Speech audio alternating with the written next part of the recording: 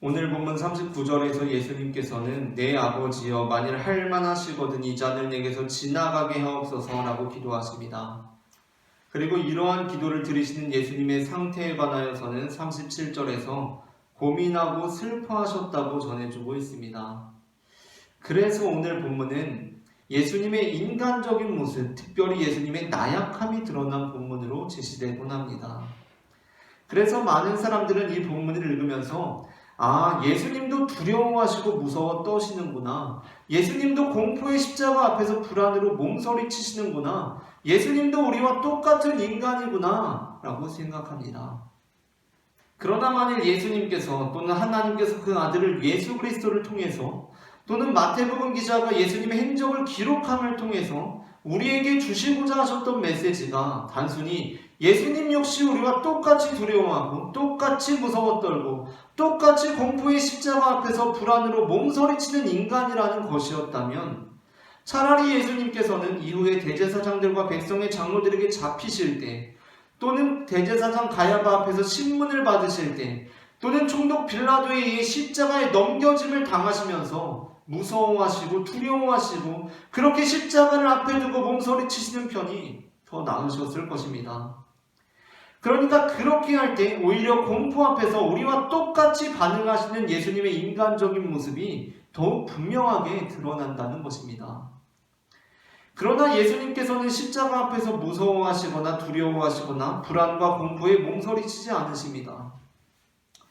오히려 오늘 본문 마지막 절인 45절부터 46절에서 말씀하시는 것처럼 보라 때가 가까이 왔으니 인자가 죄인의 손에 팔리느니라 일어나 함께 가자 라고 하시며 오늘 본문 이후로부터 십자가에 달려 죽으시기까지 끝까지 그 가시밭길을 의연하게 걸어가십니다. 그러므로 저는 복음서의 메시지에 따라서 예수님께서도 우리와 똑같은 인간이셨고 우리와 똑같이 두려움이나 무서움이나 불안과 공포와 같은 감정들을 느끼셨을 것이라는 데에는 동의하지만 본문에 대한 잘못된 이해로 인하여 예수님께서 십자가 앞에서 그 불안과 공포의 감정을 표출하심으로써 우리와 똑같은 인간임을 드러내셨다고 하는 해석에는 동의할 수가 없습니다. 우리는 오늘 본문을 통하여 십자가 앞에서 두려움과 공포에 떠시는 인간적인 나약한 예수님의 모습을 보아서는 안 됩니다. 물론 예수님께서는 우리와 같은 인간의 모습으로 이 땅에 오셨습니다. 그러나 예수님께서 우리와 같은 인간의 모습으로 이 땅에 오신 그 이유는 성자 예수님께서 단순히 우리처럼 되시려는 것이 아니었습니다. 성자 예수님께서 그 하나님께서 자 봐라 나도 너희와 똑같은 인간이다라는 것을 증명하기 위해 오신 것이 아니라는 것입니다. 그렇다면 예수님께서 성자 하나님께서 우리와 같은 인간의 모습으로 이 땅에 오신 그 이유는 무엇입니까? 그것은 인간으로 하여금 우리로 하여금 예수님처럼 성자 하나님처럼 살게 하시기 위해 오신 것입니다.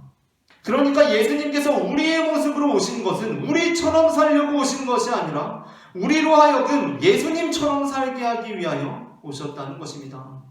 이러한 이해 안에서 성육신이란 하나님이 인간이 되신 사건이면서 동시에 인간으로 하여금 하나님 되게 하신 사건이라는 신학적 진술은 유의미합니다.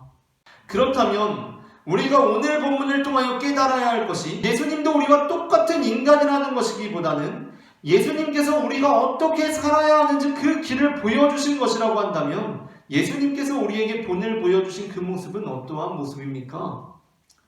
그것은 십자가 앞에서 두려움과 공포와 불안을 표출하시는 예수님의 모습이 아닙니다. 오히려 예수님께서는 십자가에 직면하여서도 그 길을 이연하게 걸어가셨습니다. 그렇다면 예수님께서 우리에게 보여주시는 모습은 어떠한 모습입니까?